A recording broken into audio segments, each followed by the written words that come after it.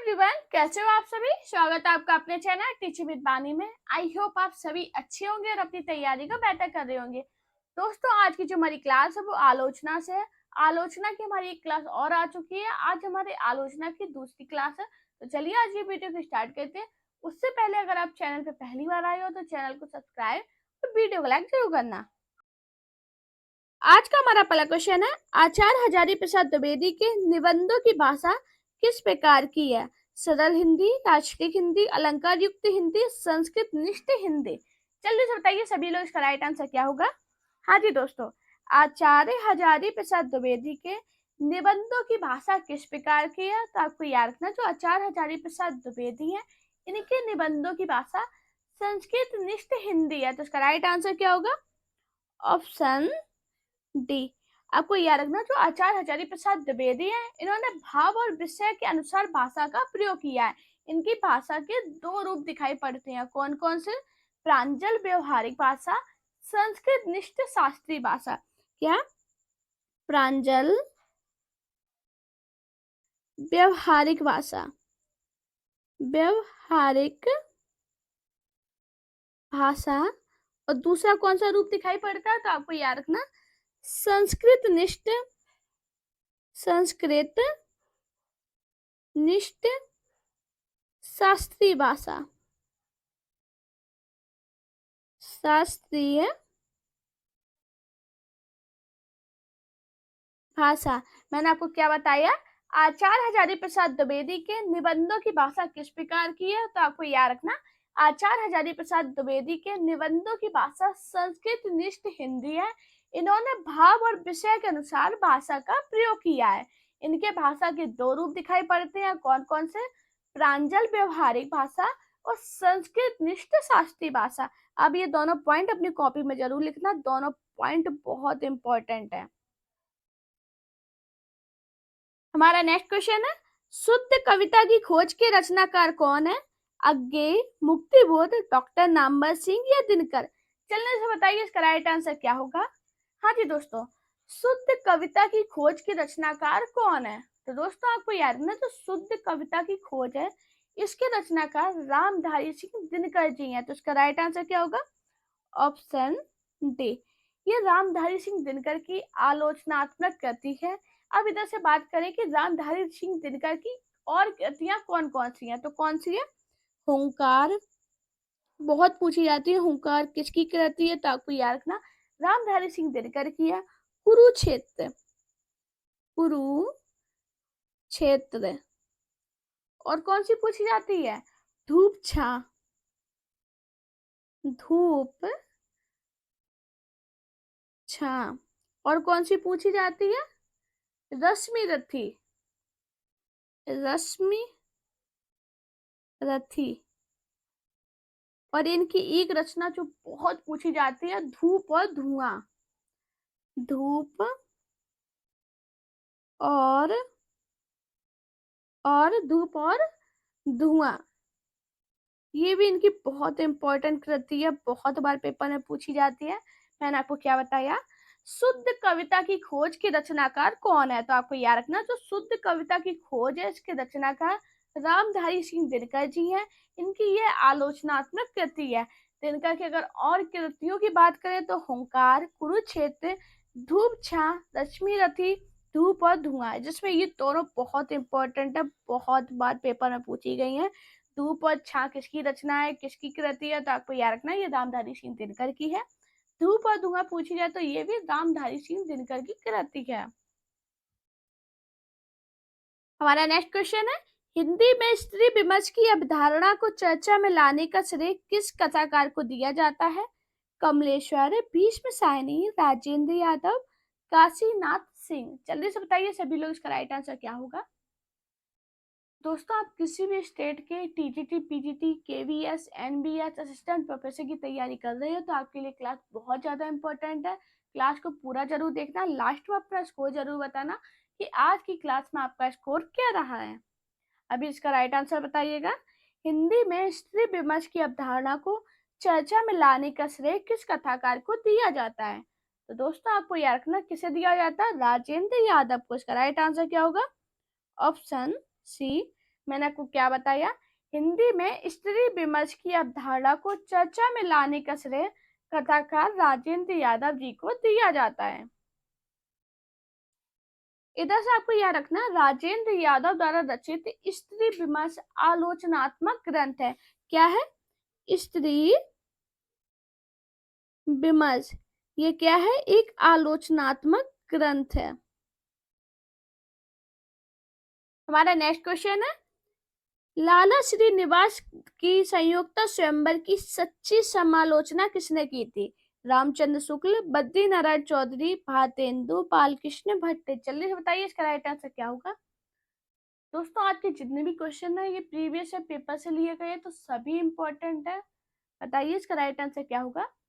लाला श्रीनिवास दास द्वारा संयुक्ता स्वयंवर की सच्ची बेहतर समालोचना किसने की थी? तो आपको याद रखना दोस्तों, बालकृष्ण भट्ट ने की थी। कब की थी? कब की थी ये जल्दी से बताइए। तो आपको याद रखना 1886 में। मैंने आपको क्या बताया, बालकृष्ण भट्ट ने 1886 में हिंदी प्रदीप में लाला श्रीनिवास द्वारा रचित संयुक्ता स्वयंवर नाटक की सच्ची समालोचना शीर्षक से आलोचना की थी। किससे की थी? तो आपको याद रखना, हिंदी प्रदीप, हिंदी प्रदीप। ये बहुत इंपॉर्टेंट क्वेश्चन है, बहुत बार पेपर में पूछा गया। अपने नोट्स में जरूर लिखना। मैं एक बार फिर से रिपीट कर रही हूँ। बालकृष्ण भट्ट ने सन 1886 में हिंदी प्रदीप में लाला श्रीनिवास कृत संयुक्ता स्वयंवर नाटक की सच्ची समालोचना शीर्षक से आलोचना की थी। हमारा नेक्स्ट क्वेश्चन है, काव्यानुभूति में जटिलता चित्त वृत्तियों की संख्या पर निर्भर नहीं बल्कि संवादी विसंवादी वृत्तियों के द्वंद्व पर आधारित है। यह कथन किसका है? रामचंद्र शुक्ल, नामवर सिंह, नंद दुलारे वाजपेयी, हजारी प्रसाद द्विवेदी। जल्दी से बताइए सभी लोग, इसका राइट आंसर क्या होगा।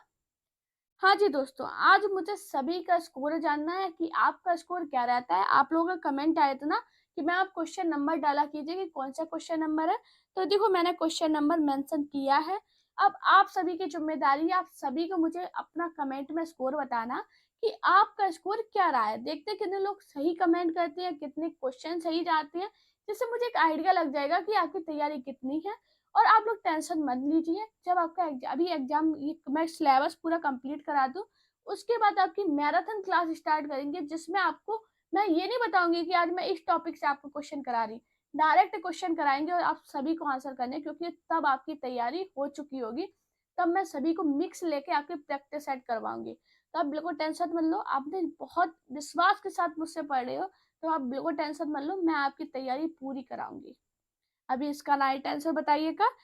काव्य अनुभूति की जटिलता चित्त वृत्तियों की संख्या पर निर्भर नहीं बल्कि संवादी विसंवादी वृत्तियों के द्वंद्व पर आधारित है। यह कथन किसका है? रामचंद्र शुक्ल का। राइट आंसर क्या होगा? Option A. दोस्तों ये बहुत इंपॉर्टेंट क्वेश्चन है, बहुत बार अलग अलग एग्जाम में पूछा गया है। यूजीसी नेट में भी पूछा गया, DTPS में पूछा गया, यूपी में भी पूछा गया था, और यूपीएससी के डिग्री कॉलेज एग्जाम होता उसमें पूछा गया था, और झारखंड टीजीटी में पूछा गया था। इंपॉर्टेंट क्वेश्चन है। देखो जो क्वेश्चन अलग अलग एग्जाम में पूछे जाते हैं और सेम क्वेश्चन बनता है, वो क्वेश्चन इंपॉर्टेंट हो जाता है आपके लिए। तो मैं जो बताती हूँ वो अपने नोट्स में लिख लिया कीजिए। अगर आप लोग मेरी डेली क्लास, जैसे एग्जाम आ जाएगा ना, तो आप उस टाइम मेरी क्लास नहीं देख पाओगे कि आप मेरी पूरी प्लेलिस्ट तो देखोगे नहीं। चलो आप देख भी लोगे, मैराथन क्लास देख लोगे, क्योंकि उस टाइम मैं अलग कराऊंगी। तो ये पॉइंट लिख लो, ये क्वेश्चन लिख लोगे, कथन किसका है? रामचंद्र शुक्ल का। ऐसे आपके नोट से तैयार हो जाएंगे शॉर्ट में। हमारा नेक्स्ट क्वेश्चन है, हिंदी साहित्य में शुक्ल जी की नहीं वही महत्व है जो उपन्यासकार प्रेमचंद या कवि निराला का है। यह कथन किसका है? नंद दुलारे वाजपेयी, रामविलास शर्मा, नगेन, दीनदयाल गुप्त। जल्दी से बताइए इसका राइट आंसर क्या होगा। हाँ जी, क्या होगा इसका राइट आंसर? हिंदी साहित्य में शुक्ल जी का वही महत्व है जो उपन्यासकार प्रेमचंद या कवि निराला का है। यह कथन किसका है? रामविलास शर्मा का। तो इसका राइट आंसर क्या होगा? Option B. हमारा नेक्स्ट क्वेश्चन है, हिंदी नाटक उद्भव और विकास के लेखक हैं। दशरथ ओझा, राजेंद्र अवस्थी, आचार्य हजारी प्रसाद द्विवेदी, इनमें से कोई नहीं। जल्दी से बताइए इसका राइट आंसर क्या होगा। हाँ जी दोस्तों, क्या होगा इसका राइट आंसर। हिंदी नाटक उद्भव और विकास के लेखक कौन है। तो दोस्तों आपको याद रखना है, हिंदी नाटक उद्भव और विकास का लेखक डॉक्टर दशरथ ओझा है। तो इसका राइट आंसर क्या होगा, ऑप्शन ए। अगर इनकी अन्य आलोचनात्मक कृति की बात करें तो इनकी एक बहुत पूछी जाती है प्राचीन भाषा नाटक। कौन सी, प्राचीन भाषा नाटक। और दूसरी कौन सी पूछी जाती है, प्रगति और प्रभाव। प्रगति और प्रभाव।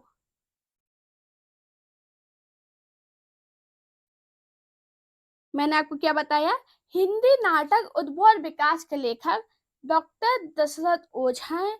इनकी अगर अन्य आलोचनात्मक कृति की बात करें तो प्राचीन भाषा नाटक और प्रगति और प्रभाव है।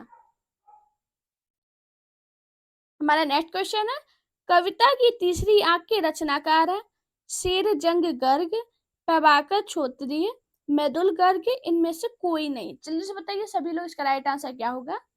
हाँ जी दोस्तों, कविता की तीसरी आंख के रचनाकार कौन है। तो दोस्तों आपको याद रखना है, कविता की तीसरी आंख के रचनाकार प्रभाकर क्षोत्रिय है। तो इसका राइट आंसर क्या होगा, ऑप्शन बी। अगर इनकी अन्य आलोचनात्मक कृति की बात करें तो इनकी बहुत पूछी जाती है काल यात्री है कविता। कौन सी, काल यात्री है कविता। ये बहुत इनकी आलोचनात्मक कृति पूछी जाती है कि ये किसकी कृति है। तो आपको याद रखना प्रभाकर प्रभाकर क्षोत्रिय की है। मैंने आपको क्या बताया, कविता की तीसरी आंख के रचनाकार कौन है, तो कौन है, प्रभाकर। देखो मैं जितने भी क्वेश्चन बता रही हूँ सभी इंपॉर्टेंट है और आलोचना से क्वेश्चन बहुत बनते हैं। आप लोगों के कमेंट भी बहुत आए थे कि मैम आलोचना से क्वेश्चन अभी तक नहीं पढ़े, वो करा दीजिए।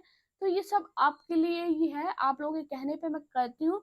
तो आप लोग मुझे कमेंट कर दिया करो, जिससे कोई भी टॉपिक पर प्रॉब्लम हो आप मुझे कमेंट कर दो। भले ही मैंने वो आपको टॉपिक पढ़ा दिया, उसके बाद भी अगर आप बोलोगे तो मैं एक बार फिर से आपको रिपीट करूंगी, चीजों को दोबारा से समझाऊंगी। मेरा यही है कि आप लोग अगर मेरे चैनल से पढ़ रहे हो तो आपको मैं एक एक चीज समझाऊं, जिससे आपको एग्जाम में कोई भी दिक्कत नहीं हो। तो आप लोग मुझे कमेंट कर दिया कीजिए कि मैम इस टॉपिक में प्रॉब्लम है, ये टॉपिक हमें फिर से समझा दो। आप लोग करोगे कमेंट तो मैं जरूर समझाऊंगी। हमारा नेक्स्ट और मोस्ट इम्पोर्टेंट क्वेश्चन, हिंदी आलोचना का इतिहास कौन से काल में माना जाता है, भक्ति काल, आदिकाल, वीर गाथा काल, आधुनिक काल। जल्दी से बताइए इसका राइट आंसर क्या होगा। हाँ जी दोस्तों, हिंदी आलोचना का इतिहास कौन से काल से माना जाता है। और दोस्तों आप लोग मुझे ये जरूर कमेंट करना, जो हम आपको हिंदी ग्रामर पढ़ाएंगे उसमें आपको डिटेल में पढ़ाएं या आपको क्वेश्चन कराएं। तो आप लोग मुझे कमेंट कर देना आप लोग, तो जिससे मुझे एक आइडिया मिल जाए आपको कैसे क्वेश्चन कराने हैं। आप सभी से रिक्वेस्ट है कमेंट जरूर कर देना, क्योंकि मैं आपका हिंदी साहित्य लगभग कंप्लीट होने आया है, कुछ ही टॉपिक बचे हैं जिसमें और प्रश्न आपको कराने हैं। उसके बाद आपकी मैराथन बचेंगी, लेकिन हिंदी ग्रामर के कुछ ही टॉपिक मैंने आपको कराए हैं और क्वेश्चन नहीं कराए हैं। तो आप लोग मुझे कमेंट करना, तो आप आपके हिंदी व्याकरण के भी क्वेश्चन कराएंगे, क्योंकि दोनों लेके चलना है, दोनों से क्वेश्चन बनते हैं पेपर में। बताइए इसका राइट आंसर क्या होगा, हिंदी आलोचना का इतिहास कौन से काल से माना जाता है। तो दोस्तों आपको याद रखना है, हिंदी आलोचना का इतिहास आधुनिक काल से माना जाता है। तो इसका राइट आंसर क्या होगा, ऑप्शन डी। अब इधर से दोस्तों आपको याद रखना है, हिंदी आलोचना की शुरुआत 19वीं सदी से मानी जाती है। 19वीं सदी, 19वीं सदी में कब से मानी जाती है, भारतेंदु युग से मानी जाती है। 19वीं सदी में भारतेंदु युग से मानी जाती है।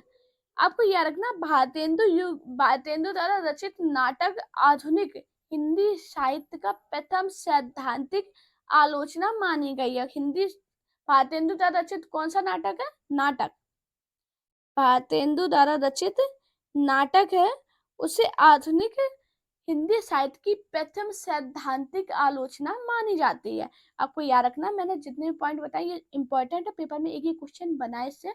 मैं एक बार फिर से रिपीट कर रही हूँ, हिंदी आलोचना का इतिहास कौन से काल से माना जाता है? तो आपको याद रखना, हिंदी आलोचना का इतिहास आधुनिक काल से माना जाता है। हिंदी आलोचना की शुरुआत 19वीं सदी के भारतेंदु युग से मानी जाती है। भारतेंदु द्वारा रचित नाटक, भारतेंदु का रचना थी नाटक, जिसे आधुनिक हिंदी साहित्य का प्रथम सैद्धांतिक आलोचना मानी जाती है। हमारा नेक्स्ट क्वेश्चन है, रस सिद्धांत निम्नलिखित में से किसकी रचना है? रामविलास शर्मा, रामचंद्र शुक्ल, हजारी प्रसाद द्विवेदी, नगेंद्र। जल्दी से बताइए इसका राइट आंसर क्या होगा। दोस्तों ये इतना इंपॉर्टेंट क्वेश्चन है, यानी कितने एग्जाम में पूछा गया, 2 बार DSSB में पूछा गया, असिस्टेंट प्रोफेसर में पूछा गया, KBS में पूछा गया और राजस्थान लेक्चर परीक्षा में पूछा गया। तो आप समझ लो इम्पोर्टेंट क्वेश्चन है बहुत ज्यादा। हाँ जी, बताइए इसका राइट आंसर क्या होगा। रस सिद्धांत निम्नलिखित में से किसकी रचना है? तो दोस्तों आपको याद रखना, रस सिद्धांत आलोचनात्मक ग्रंथ के लेखक कौन है? डॉक्टर नगेंद्र। इसका राइट आंसर क्या होगा? Option D. अगर नगेंद्र के अन्य आलोचनात्मक ग्रंथ की बात करें तो कौन सा? सुमित्रा नंदन पंत। हाँ जी, ये आलोचनात्मक ग्रंथ है, सुमित्रा नंदन पंत। और इनके कौन सा आलोचनात्मक ग्रंथ पूछा जाता है? रीति काव्य की भूमिका, रीति काव्य की भूमिका, ये भी इनका बहुत बार पेपर में पूछा गया। रीति काव्य की भूमिका किसका आलोचनात्मक ग्रंथ है? तो आपको याद रखना डॉक्टर नगेंद्र का है। एक पूछा जाता, साकेत एक अध्ययन, साकेत एक अध्ययन।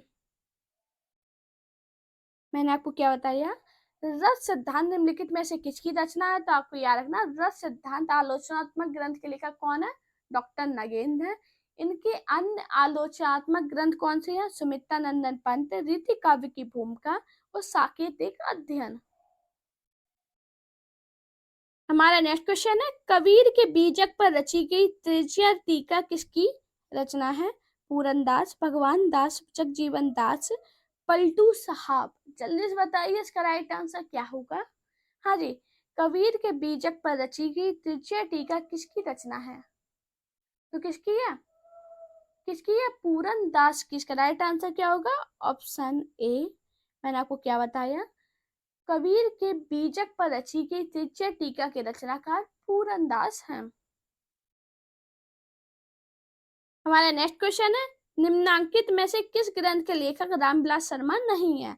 भाषा और समाज, नई कविता और अष्टवाद, भारत में अंग्रेजी राज और मार्क्सवाद, कविता के नए प्रतिमान। जल्दी से बताइए इसका राइट आंसर क्या होगा।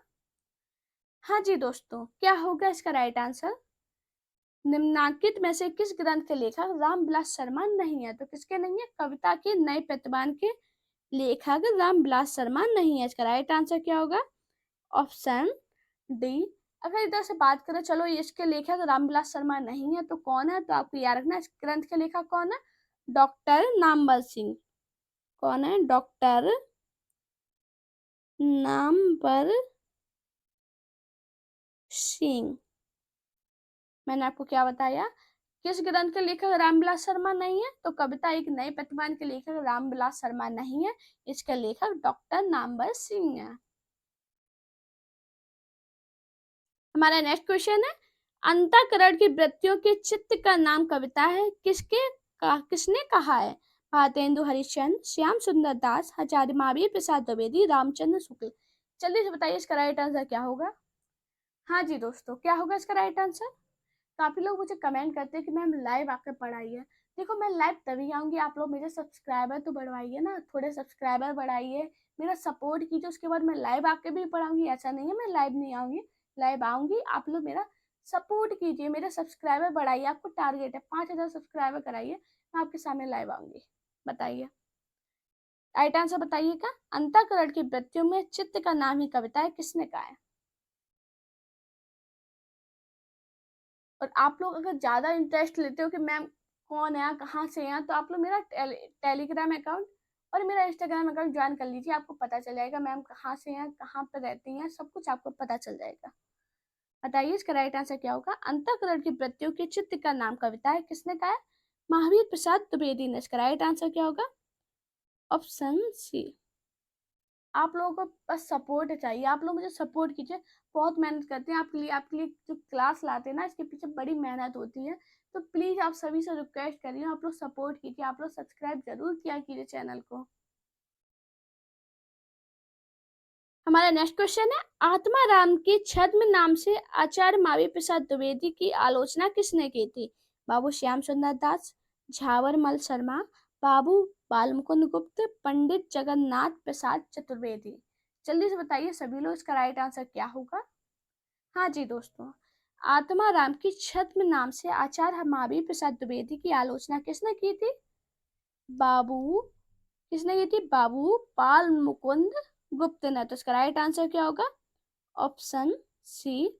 मैंने आपको क्या बताया? आत्माराम के छद्म नाम से आचार्य महावीर प्रसाद द्विवेदी की आलोचना बाबू बाल मुकुंद गुप्त ने की थी। हमारा नेक्स्ट क्वेश्चन है, रचना यदि जीवन के अर्थ का विस्तार करती तो आलोचना रचना के अर्थ का। यह कथन में से किस आलोचक का है? हजारी प्रसाद द्विवेदी का, रामचंद्र शुक्ल का, राम स्वरूप चतुर्वेदी का, मैथ्यू आर्नल्ड का। बताइए इसका राइट आंसर क्या होगा? हाँ जी, सभी इंपॉर्टेंट क्वेश्चन है। क्या होगा इसका राइट आंसर? यह कथन किस आलोचक का है? तो दोस्तों आपको याद रखना, ये जो कथन है किसका? राम स्वरूप चतुर्वेदी का। इसका राइट आंसर क्या होगा? Option C. मैंने आपको क्या बताया? रचना यदि जीवन के अर्थ का विस्तार करती है तो आलोचना रचना के अर्थ का। यह कथन में से किस आलोचक का है? राम स्वरूप चतुर्वेदी का। हमारा नेक्स्ट क्वेश्चन है, नई समीक्षा नए संदर्भ किसकी आलोचनात्मक कृति है? नंद किशोरी आचार्य की, डॉक्टर नगेंद्र, रमेश कुंतल मेघ की, या रामविलास शर्मा की। जल्दी से बताइए इसका राइट आंसर क्या होगा? हाँ जी दोस्तों, और एक कमेंट में ये जरूर बताना आपको मेरी क्लास लगती कैसी है। भाई कमेंट कर दिया करो, पैसे नहीं जाते आपके कमेंट करने में। बताइए इसका राइट आंसर क्या होगा? नई समीक्षा नए संदर्भ में किस आलोचना कृति है? तो ये किसकी है? डॉक्टर नगेंद्र की। इसका राइट आंसर क्या होगा? Option B. अब नगेंद्र की अन्य आलोचनात्मक कृति की बात करें तो मैंने आपको अभी हाल बताई थी, सुमित्रा नंदन पंत, साकेतिक अध्ययन, रीति काव्य की भूमिका, रस सिद्धांत, नई साहित्य का, समाज शास्त्र इत्यादि। ये सभी बताई मैंने अभी हाल बताई थी, जिसमें मैंने इंपॉर्टेंट कौन सी बताई थी? सुमित्रा नंदन पंत, साकेतिक अध्ययन, रीति काव्य की भूमिका। और देखो इधर पूछी गई है नई समीक्षा नए संदर्भ। ये डॉक्टर नगेंद्र की आलोचनात्मक कृति बहुत पेपर में पूछी जाती है, इंपॉर्टेंट है। मैंने सभी आपको बताई है स्टार्टिंग में, लिख जरूर लेना अपनी कॉपी में। हमारा नेक्स्ट क्वेश्चन है, निम्नलिखित में से कौन सा हिंदी आलोचनात्मक मार्क्सवादी समीक्षक की श्रेणी में नहीं रखा जा सकता? शमशेर बहादुर सिंह, मुक्तिबोध, रामविलास शर्मा, जगदीश गुप्त। जल्दी बताइए इसका राइट आंसर क्या होगा? हाँ जी बताइए इसका राइट आंसर क्या है? तो दोस्तों आपको याद रखना, किसे नहीं रखा जा सकता? जगदीश गुप्त को हिंदी आलोचक मार्क्सवादी समीक्षा की श्रेणी में नहीं रखा जा सकता। तो इसका राइट आंसर होगा ऑप्शन डी। अब क्यों नहीं रखा जाता है? तो आपको याद रखना, क्योंकि ये गुप्त जी हैं, इन्होंने नई समीक्षा श्रेणी के समीक्षक हैं। किसके हैं? नई समीक्षा श्रेणी के समीक्षा श्रेणी के कौन है? समीक्षक हैं।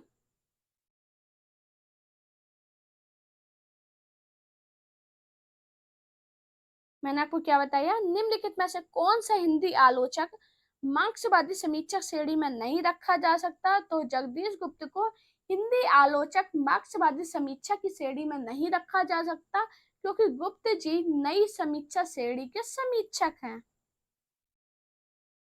हमारा नेक्स्ट क्वेश्चन है, किस विधा की सैद्धांतिक और व्यवहारिक आलोचना से आधुनिक हिंदी आलोचना का प्रारंभ हुआ? कविता, नाटक, उपन्यास, कहानी। अभी हाल मैंने बताया था, इसका राइट आंसर बताइएगा सभी लोग।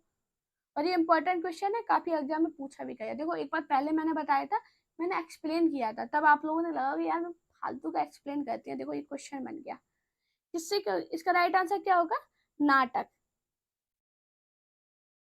मैंने आपको क्या बताया? नाटक विधा की सैद्धांतिक और व्यवहारिक आलोचना से आधुनिक हिंदी आलोचना का प्रारंभ हुआ है। और ये किसकी है? तो आपको याद रखना, भारतेंदु हरिश्चंद्र को आधुनिक हिंदी का प्रथम आलोचक माना जाता है। किसे माना जाता है? भारतेंदु भारतेंदु हरिश्चंद्र को। हरिश्चंद्र को क्या माना जाता है? आपको याद रखना, हरिश्चंद्र को आधुनिक हिंदी का प्रथम आलोचक माना जाता है। आधुनिक हिंदी का प्रथम सैद्धांतिक भारतेंदु कृत नाटक माना जाता है।